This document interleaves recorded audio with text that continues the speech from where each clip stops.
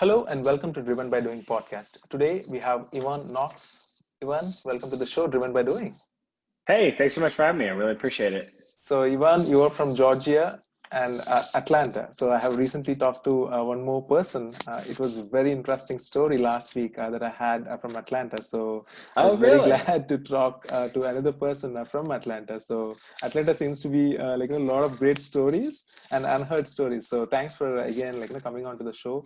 So, Ivan is the founder of Caffeine Marketing, and he has been working on his business for the past 3 years. So definitely wanted to deep dive into your story and how you got started into the whole business arena in the past few years. So tell us a little bit background about yourself and where did your story began, Yvonne? So both my dad and my grandfather were entrepreneurs. I guess more so business owners than entrepreneurs, but my grandfather owned a jewelry store with a couple locations in Atlanta in its heyday. And then my dad had a B2B diamond wholesale company. So he would import diamonds and then he would essentially sell them to other jewelry stores like my grandfather. And I always grew up just thinking business and entrepreneurship would be a lot of fun. I remember I wrecked my mom's truck in a field one time at a barn. She rides horses when I was probably 12 or 14 or somewhere in there.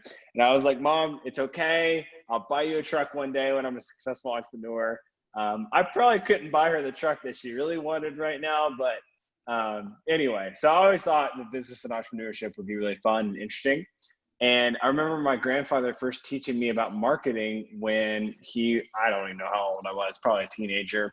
And he pulled me aside. He's like, hey, Evan, we're going to place an ad in the Atlanta Symphony, like a music thing here in Atlanta. And he told me what we were going to put on there, what mistakes most people make when they're placing advertisements. And this is like print ads, by the way. And I thought that was super fascinating, not the print part, but the strategy, the messaging. I thought all that was super interesting. And then fast forward to about 4 years ago, I was working at a church, a fairly large church, and part of my role was marketing. And my dad had just recently passed away in that season.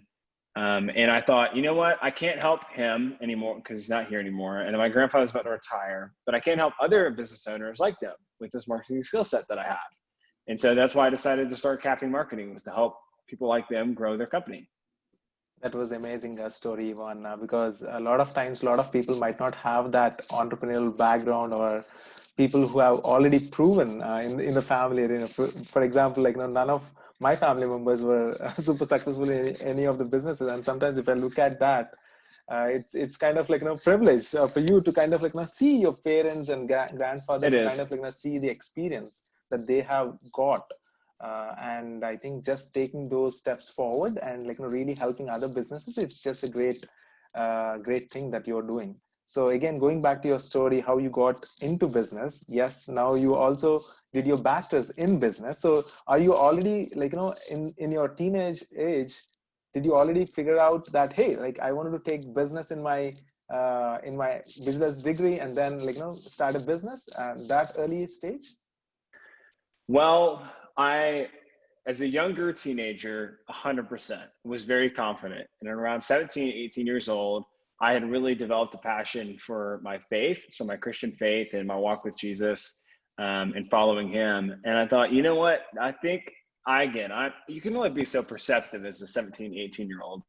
But I was like, you know what? I'm this old. I think I'm not married. I have no debt. I think now's the best time, if ever, for me to go around the world and serve in nonprofits. And so I ended up going to Australia and then Thailand and working at organizations there, kind of like a missionary, but really just partnered alongside other organizations that were doing really good stuff and that love Jesus as well. And then I went to Colorado to do school, like ministry school, with that same organization that I was with, and fell in love with the church out there, and then eventually met my wife, and then we obviously fell in love and got married. And then I just kept staying in the church world. And still, I love the church. I think one day I'll probably return back to working at a church. I really enjoy there, and I really do enjoy helping business owners, genuinely. That makes me so happy and excited to see a business owner's company double or triple. That genuinely changes their life. However, I just really love the church as well. And so I think someday I'll go back to doing that. But anyway, so yeah, I always loved business, thought it was a thing. And then really in high school, I would always have these little side hustles. I would try to get lawn care clients and then subcontract out the work to my other high school friends. And then I would have to go do the work when they wouldn't show up. I would, get a bunch of buddies together and go move people's stuff. So I understood the general concept of business, but I never really had the adult experience of paying taxes and running real payroll and all the other stuff that goes with that. So, but you're right. I think I sometimes take for granted the exposure that I had to my dad and to my grandfather, which for anyone who's worked in a family business, it's a little crazy sometimes, but I was definitely super thankful for that. So now that you understood that, hey, like I'm going to set up this business, and you actually set up your business while in college, if I'm not wrong. So what were those initial questions that were going through your head? Because sometimes it's very hard to get things off the ground. So were you able to get some help from your friends, family to get your agency start going on? So it's funny, it's very close to that timeline, but basically, so I had done some college with the Christian university essentially, and unfortunately, none of those credits transferred to like a regular university. So I had to, if I wanted to go back to college, I was going to have to start from the ground up, which I thought, oh, okay, I could go do for sure. And so I get married, and my wife has around $100,000 in debt, and probably 80% of that is student loan debt, and the rest was a car. We sold the car and thought, all right, we got to pay this debt off as soon as possible. And then we were probably at about $30,000 left, and I had started Caffeine. And then we had actually, let me back up. I was probably around $50,000 that we still had left in debt, and I started Caffeine. And then around $20,000 to $15,000 left in debt. I thought, you know what? I'm really tired of people going, well, where'd you go to school? And me not having a legitimate answer. And I thought, you know what? I bet there's some way for me to hack the system. And so I found a college that I could get, do at your own pace. And I thought, I bet I could do that whole thing like within a couple months. Like I bet I could knock school out in a couple months. And so I basically just got a bachelor's degree in 5 months. And that also, the speed at which I did the courses gave me a discount. And so I was able to pay for it out of pocket. My company, I got a tax deduction for it, for writing it off. So I was able to, we were able to pay off all that debt within 3 years, go to school and get a bachelor's degree in 5 months, and then continue to grow Caffeine. And Caffeine doubled for the first 3 years in bottom line revenue each year. So it's been crazy ride. So the way that you have dealt this situation in different way, because a lot of people who might be listening are at that same juncture, trying to figure out, hey, is school right for me, or is it something that I can start a business? And I see you're helping already a lot of business owners who are might be at the same stage, hey, I want to do something and I don't know where to get started, and it's fascinating how you're helping these folks. So now again, coming to your caffeine marketing, and now once you found out, how did you get your first customer? Because it's very difficult to get your first hit, right? So how did you tell us about that story? I will say you're so right. I mean, getting your first clients is you have to be so scrappy. I don't know that everybody had to, but I was, and I knew it was a numbers game because I understood this general concept that, all right, if I contact 1,000 people and I have a conversation with 1,000 people, I'm going to be able to sell one of them. At some point, somebody's going to say, all right, I'll give you $200 to do X, Y, Z. And I think it was something like that. I mean, it was super cheap, completely underpaid, a fraction of what we would charge now. But I don't remember if I was DMing people on Instagram, I was sending cold emails. Because the thing and while I love advertising and we're really good at advertising, I had no money to advertise with. We basically everything was going to pay off student loans. So it was really a numbers game. I just kept contacting people until somebody was like, yeah, we'll give you a shot. We did a lot of free work in the beginning as well. And I'll say it's tough. that was one of the worst stages, is just getting a proof of concept and being like, I promise you I can grow your company. Pay me money, you know? But once you're able to do it and you're able to go, yeah, this last week we grew this company's like, you know, their return on investment was 17% or 17x what they spent with us, whatever, XYZ. That makes it really easy to sell once you are able to prove that you can do it with other people, but no one wants to be first. That's you're 100% right, Ivan. Even in my case, it was like so difficult to get our first customer when we're building a product. In fact, right? So it's always fascinating how you would end up getting that first customer, but it is very painful, and there is no one way or a single formula that anybody can employ to get their first customer, because a lot of times the first customers might be like our own friends or friends of friends. Sometimes that might be helpful, but if you're trying to do something different and trying to prove yourself, and I think it's very critical to get those first initial traction and really helping those customers initially. So thanks for sharing that.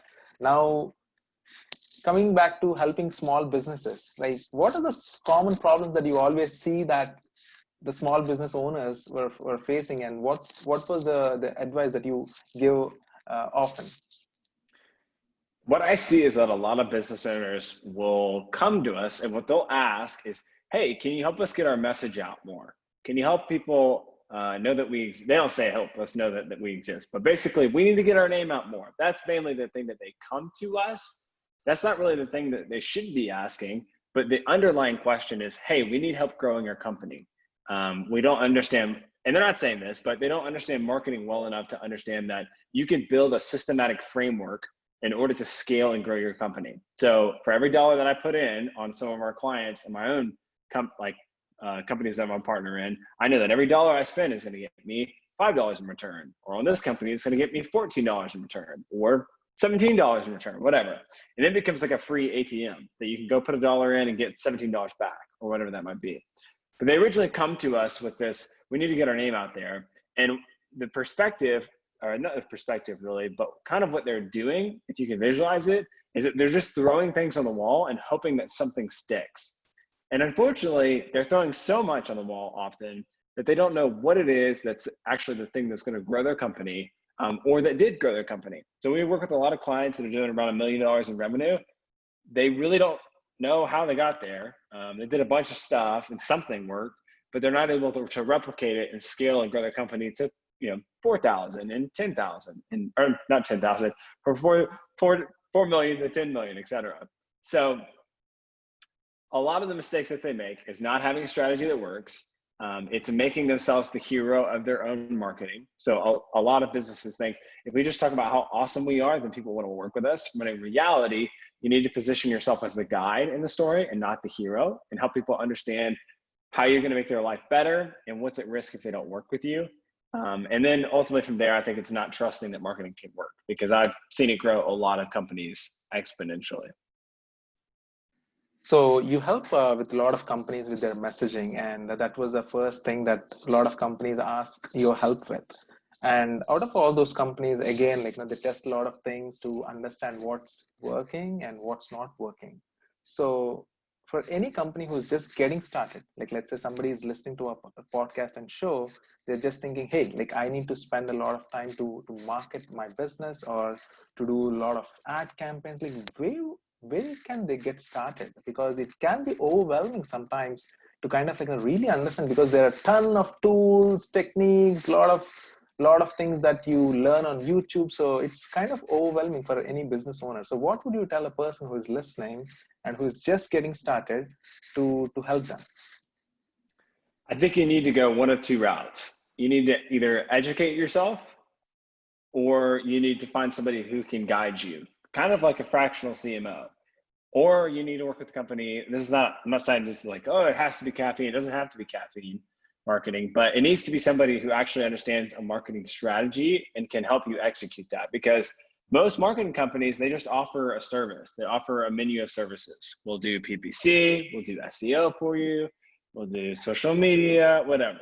But they don't understand how to pull all those different pieces together to make marketing profitable for you. So most business owners think that, and they know this subconsciously, and so they go to them saying, hey, I need you to do our social media for us, whatever. When in reality, what you really need is somebody who understands marketing way better than you do in order to partner with you to help you understand what's going to be the thing that actually makes you money. Because you can do a lot of marketing stuff and you're doing the right things, but you're essentially gambling if you just go to a marketing agency and say, hey, we really need to be doing SEO. Well, in reality, you may not. I mean, it's important, but is it the first thing that you should be spending your money on? Probably not. So find somebody that you trust, that you think would be a good fit, who has proven experience in growing companies to work with as a partner. And if it's not that, then you need to educate yourself. I think that my favorite is StoryBrand. So StoryBrand is a company in Nashville created by this guy named Donald Miller. Caffeine Marketing. I'm a StoryBrand certified guide. So I'm able to use their framework in our clients' messaging. And so we use their 7-part messaging framework. So I'd say step 1, if you're going to educate yourself, would be to educate yourself on your messaging, make sure that's the correct messaging. StoryBrand also offers kind of like a sales funnel training. So they would teach you how to build the bottom part. So everything past advertising. So they don't teach you advertising, like how to run Facebook ads or anything like that. But they teach you how to build a free guide on your website and then a series of emails after that to educate people and onboard them into your sales funnel. So I would start there. And then once you have the messaging right, once you have the sales funnel right, you got your website right, then I would look into advertising. And if you're going to do advertising by yourself, I highly suggest that you educate yourself, not just with YouTube videos, but take the courses that Google and Facebook offer, try with really small amounts. But it's really hard when you're just getting started because, I mean, you don't always have to spend a couple $1,000s to see results, but you might get nervous, and you might lose a lot of money really quickly because you might think, oh, this might work. It's probably going to work. But if you don't know, like if you don't have experience in a marketing structure like that or targeting like that, you can waste a lot of money really quickly. So I just always tell people, just be super careful when you're doing it by yourself because $3,000 when you're just starting up is a lot of money. When you're later on, when you're $1 million company, $3,000, you're kind of like, whatever, it's a test. But when you're sub $100,000, $3,000 hurts. Wait till you lose it. So there are lots of courses, as you mentioned, Yvonne, and sometimes these can be free courses as well to get it off the ground. And you kind of suggested, hey, take those courses from Google and Facebook, which they are already helping their customers to kind of understand the nitty-gritty into their products. And you also mentioned about getting certified, where you just got certified from StoryBrand, which is in Nashville. So I think that there are a lot of tools that everybody has some access to that they can definitely leverage. Now, again, coming back to your own course that you help business owners with, tell us a little bit more about Caffeine Labs and why you started it and how you're helping your customers with your course. So with Caffeine Labs, it's kind of like a hidden product, to be honest. I think you have to really hunt it down to find it. But what I created it for was for clients of mine where marketing, let's say, was increasing their sales by 60 to 70%, something like that, right? Which is big for a company. It's almost already doubling it. But in reality, the things that are holding them back is not marketing. It's business issues. It's probably a third of the issues. Honestly, I think it's more than that. I just don't want to freak people out. But it's 60% the business owner or the executive because it's their own limitations, their inability to trust people. They're not optimized or dialed into their own body, their own psyche. So Caffeine Labs is all about the secret sauce that I use to double our company's bottom line revenue every year for the first 3 years. And it's basically how to optimize yourself, your leadership, and your business in those 3 categories. And it's really meant for those business owners that are doing less than $10 million a year in annual revenue and a little bit more than 200,000 to start. So because often it's the CEO or the business owner that's keeping the business from scaling and growing. That's what we find. So thanks, for creating such a wonderful course to help a lot of business owners. And now again, coming back to your overall experience in the last few years, and we see a lot of especially youngsters who wanted to deep dive into digital marketing side of things. And one thing that I always feel is digital marketing is something that anybody can pick up. if they're like super interested in that specific Yeah. topic, or sometimes people don't know how to get into this area. Just like you had some experience in marketing, and you had some family business that you have seen how this really helped your business and your parents' businesses. So what would you tell people, or especially like students who are in college, to leverage the existing resources that they already have? Because you kind of like prove that, hey, like sometimes just getting a college degree might not help you find a great job that you love, but this might be a great resource that they can like really leverage. So what would you tell those set of people that wants to leverage these tools and get going? Well, it's interesting because, well, I guess the first thing is I often don't even look at college degrees when I'm looking at applicants. And the times that I have, sometimes I'll see somebody with like a really prestigious master's degree, and I'm kind of like, I don't know. Like, you're probably gonna, I don't know. That's probably ill-founded, but education really is important. So I'm not saying that it's not. But anyway, so I personally, I don't pay much attention to that. What I'm really looking for is experience, which is obviously super hard, right? Because how do you start? You got to start somewhere. And even if that experience is like you freelancing, that to me is plenty proof of concept. So if you think you really love designing websites and you've got a really big portfolio of clients that you've done that for, that's great. And the thing I would say there as well is that you don't even have to build clients' websites. Like, get a Squarespace subscription and then build out 10 different Squarespace websites. That's plenty of proof of concept. I don't need to see that you did it for a client and that you got paid for it. That doesn't really matter to me. I just want to know that you actually have the skills it takes to create it. So if you love graphic design, just create a bunch of graphics. If you know, it's like, that's a lot easier than the digital paid advertising side. You actually have to have clients. Like, you have to have somebody that you can sell a product for. Now you can start your own business, which is a great, probably a great idea, honestly, to create some sort of like online store. But I would say all of that is just create it. Don't overthink it. Don't think you have to have clients for that if you want to be a creative. But to extrapolate that farther out, I think there are two different types of marketing people, and there's some hybrid. I like to think I'm some hybrid of the two, but I'm definitely not heavily on the creative side. So there, in the marketing space, I think that there is the math side and then there's the creative side. The math side is like spreadsheets, typically your Google Ads guy or gal. SEO people are typically a little bit more on the math side. It's all about backlinks and all that jazz. So you have this math and strategy where it's essentially a formula. So I love creating formulas that can scale and grow a company. That might look like running Facebook ads, that might look like a website, but I'm really interested in the return on investment. So I love the math side. I have an eye for the aesthetics and the creative stuff, but I'm really no good on Adobe Illustrator or Photoshop or anything like that. So I think you need to first identify who it is that you are. Do you really enjoy the math and strategy side of it? Or do you really love the creative side of that? And then I would go into that and explore different disciplines from within that. So if you really love the math and strategy side, think about consulting, think about advertising, all that stuff. And if you really love the creative side, then explore video work, photo work. And strategically, I might think that photo work is a little oversaturated. And all of what you mentioned is super true. Anybody can get into it. It's a really low barrier of entry, which unfortunately makes it harder for you to really get at what you're doing, because you got everybody claiming that they know how to do something when they probably don't. But you can definitely get started that way. You don't have to fool people. You say, hey, I could do this for you, whatever. So all of you said, define math and strategy or creative, and then try out this different disciplines, create a bunch of examples or case studies of your work. And I think you could not only get clients, but you could also, I think there's nothing wrong with, if you had a bunch of clients and then you want to go work for an agency, that's great. I wouldn't have clients in an agency, but you could definitely use that until you get an agency to work at. That's very interesting insight, Ivan, especially because getting a marketing degree from a university, you might not have got the experience or the exposure to kind of creating a Facebook ad and targeting these customers.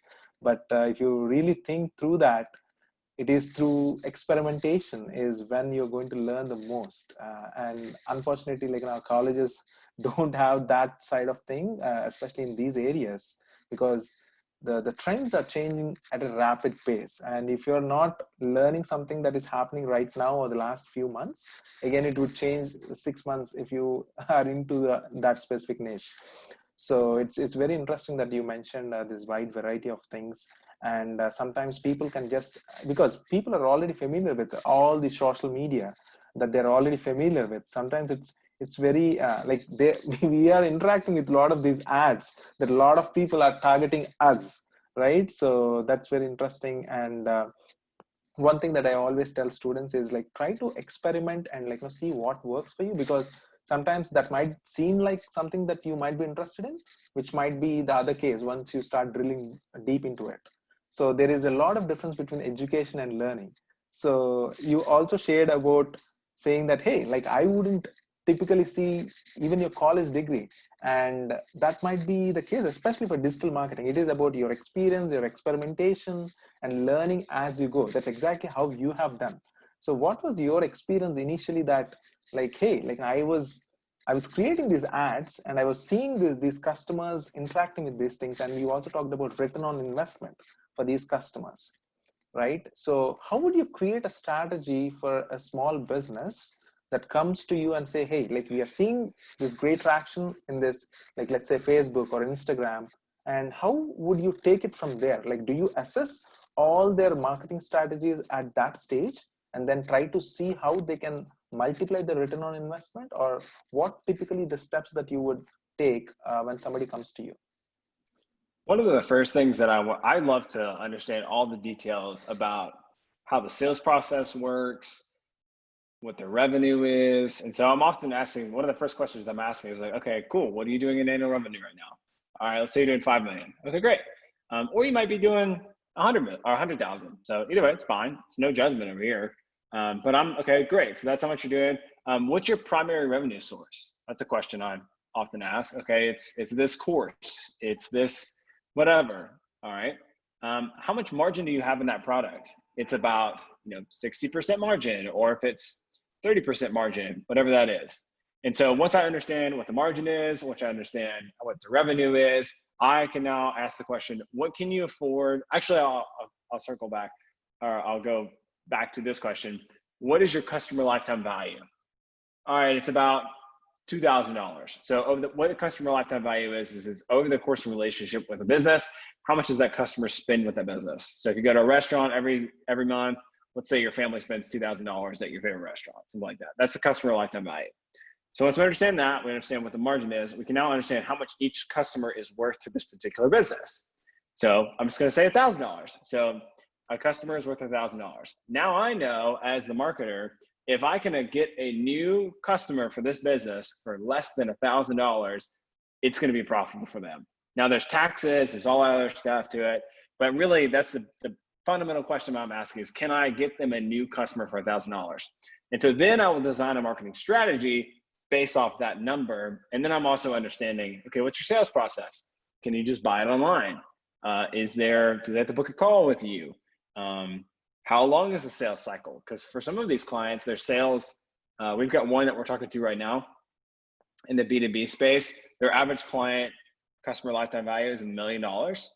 They have about 13% margin in that. So it's like $130,000. But the typical sales cycle on this thing is like 6 months. So if we get them a lead, they're not going to immediately cash out that lead. It's going to take them 6 months to close that lead, but it's going to be worth a lot of money to them. So understanding all of these things helps me make a marketing funnel and go, okay, do we need to be on Facebook ads right now? Do we need to be on LinkedIn, Google ads, all of them? Okay, your website needs to be redone. Do we have any way to stay in front of these people once we've made an initial contact with them? So it all starts with questions, and it's really understanding what is the business, because each business is unique in their specifics, but at the same time, they're not. So it's almost like humans. 99% of our DNA is the same, but that 1% is the thing that makes us look different. So I want to understand what the 1% is, but marketing strategy is just a flavor of that 1%. I think you're right. Like deep diving into the entire structure, how they're targeting customers, and also like what's the return on investment, looking at their lifetime values and all the other key metrics. And sometimes as business owners, they need to deep dive into these typical things which they might not be aware They of. may not know. Exactly. Yeah. So that's the funniest part, right? So if they're not really aware of, and they're spending like $2,000 in order to acquire a new customer, that at the end, at the long plan, it might not even work in favor of them. So Yeah, and it reminds me is like there's two kind of people. Actually, there's a bunch of different people, but like there's two, I don't want to call it negative versions of this, but like I don't know if you'll understand. There's two tensions. Tensions is the right word. There's two tensions. Some people do what you just described, which is, oh, I don't know if I know those answers. That is perfectly acceptable. That is 100% acceptable because that's okay. Like these are the questions that you should be asking. That's why you're bringing an expert in, because you need somebody to ask you these questions so that you can grow. Totally fine. And there's kind of the flip side, not the flip side, but a different side of this, which is the people who are offended that you would ask these questions. And I'm not talking about an NDA, like, because an NDA for some companies is important. You know, hey, we need you to sign this, make sure, whatever. That's important. But it's the people who have this attitude of like, oh, like that's my stuff, whatever. Those are the companies that I see that are very close fist are not going to be the ones that really crush it in the business space, because they're just not willing to open up themselves to other people for feedback and coaching and guidance. And so if I'm going to call somebody, they're like, well, you don't need to know that. I go, hey, thanks so much for taking the time. I don't think we're a good fit. Like, you know, like I just immediately know, like, not going to be for us.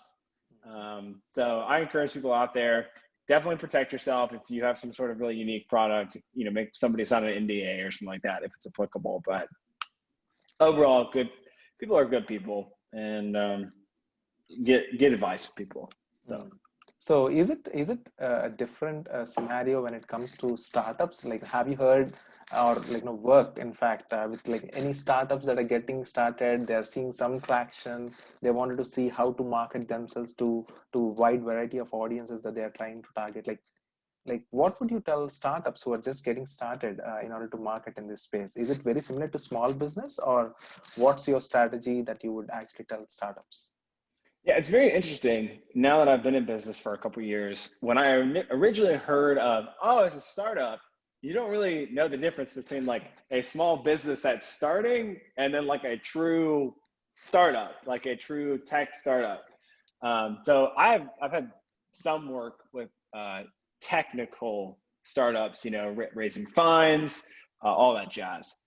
Going to market with a strategy, alpha testing, beta testing, all that jazz. But I would say if you are in that phase or in the small business startup phase, I think that what's applicable to both arenas is your messaging. I think that is super important. And what I find is that people in both categories, both the tech startup and the small business starting up, is that they can't articulate what it is they do and how they uniquely help their customers versus somebody else. And they don't have a succinct way to explain what's the problem that people are encountering, what's the solution that they offer, and how is life going to be better on the other side of buying their product or service.